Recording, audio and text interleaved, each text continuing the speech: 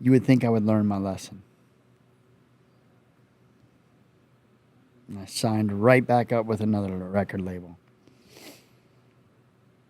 And she's now my wife, but at the moment, it was like, she's like, that's not, I don't think you should do this.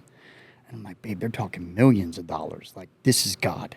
This is God for real. And she's like, I don't think so. And I did it. I signed it against her wishes. And then she's like,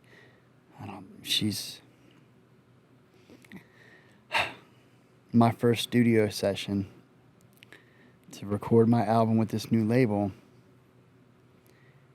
We got people selling out drugs out the back. People who are in the studio popping pills, getting drunk. And I'm like, oh, man, she was right. This was not God, you know? So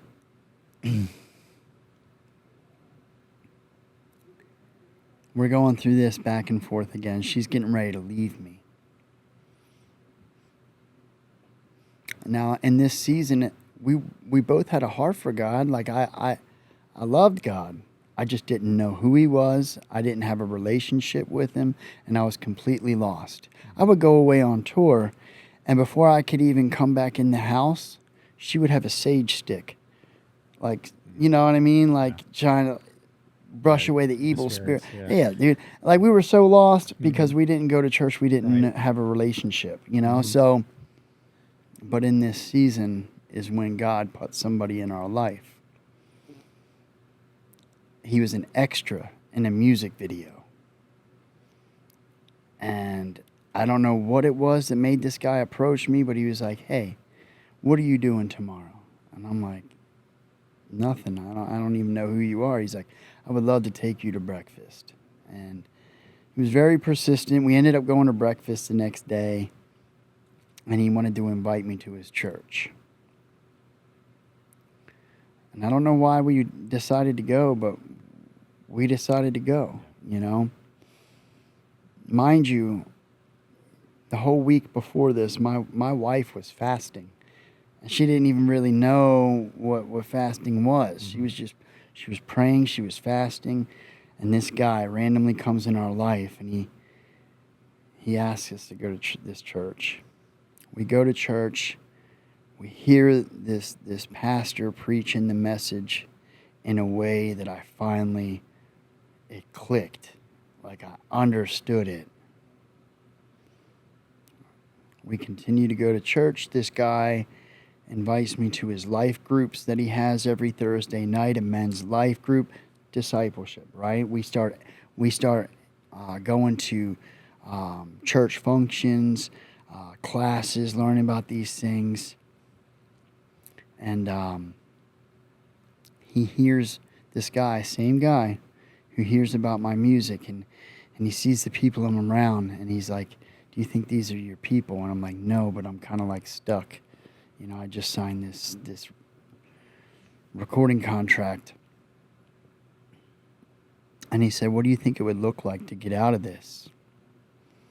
I'm like, oh, man, dude, I don't know. He said, well, why don't you find out? So I did. And then he asked me, you know, well, what are they talking about? And I told him the number. And he's like, will they take a check? And I'm like, dude, I haven't even known you like a month and a half. He said, God told me. He's like, I feel led. Like, I'm supposed to get you out of this contract. And you're supposed to do music for God. And that was it. He didn't want the money back. He didn't want no parts of it. Nothing like, he was just being obedient to the Lord, you know?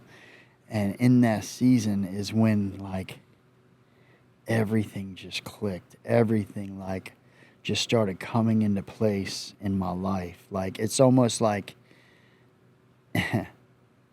in his perfect time, you know? It's like that veil gets lifted.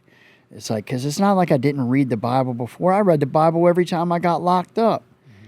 But I could not retain anything. My heart was hardened, and it was just that was my season. I wasn't prepared yet for the calling that he had on my life. And it's right, and that in his perfect time, that veil was lifted.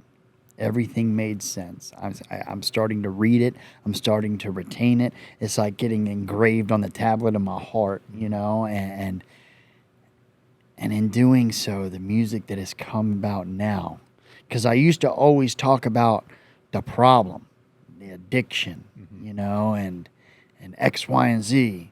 Now I get to talk about the solution, and not about just getting free from drugs and alcohol, but I'm talking about complete freedom, because who the Son sets free is free indeed.